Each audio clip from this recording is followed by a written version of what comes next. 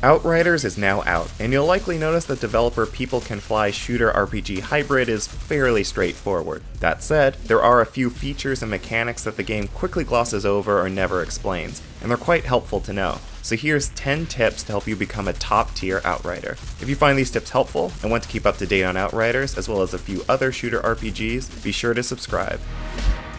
Sure, you have plenty of incredible superpowers in Outriders, but each class has a pretty devastating melee attack too. In a pinch, these melee attacks can save you when you're backed against a wall and waiting for one of your abilities to recharge, but their primary use is offense, and sometimes there's no better way of beginning your attack than running straight at the enemy encampment. When you use a melee attack while sprinting, your character will leap into the air and slam down on the ground to deliver an area of effect explosion, a powerful opening move to any attack, especially if you're playing as the tank-like Devastator or rogue-like Trickster, and are looking to get up close and personal anyway.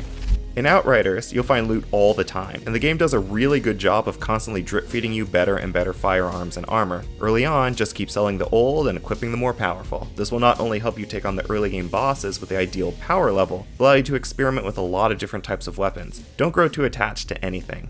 And speaking of finding better gear, don't forget to explore every inch of the new areas you discover. More often than not, the larger areas in Outriders will hide one, if not two chests. These chests are a great way to find good gear, and they're hidden all over. You can pretty much always count on finding at least one in areas where you fight a mini-boss. After the intro chapters of Outriders, you'll unlock crafting. Here's where you should start paying a little bit of attention to what you loot. Keep upgrading to the best you have, but whenever you find rare or epic items, or if you're really lucky, legendary items, take the time to look at the mods they have. When those weapons and armor are no longer up to snuff, dismantle them instead of selling them. This will give you the mods on those items, so that you can then craft onto any rare or epic weapon or armor you find. Additionally, you can change how a gun behaves to better fit your ideal playstyle, like adjusting a fully automatic gun to be burst fire. Be sure to mod your gear often. Every time you ditch an old piece of gear for something new, which, again, you should be doing all the time, take the opportunity to craft your favorite mods onto your new gear so that you can continue to dominate with your ideal playstyle. Provided you keep selling all the gear you don't need and taking a few seconds to mine for resources as you come across them in missions, you'll be swimming in the necessary materials for crafting. If you're at all worried about missing out on loot, turn on Outriders' Auto Loot feature. Open the Options menu and navigate to the Gameplay tab, where you should see a slider that you can adjust in order to determine what type of weapons and armor you want to auto loot.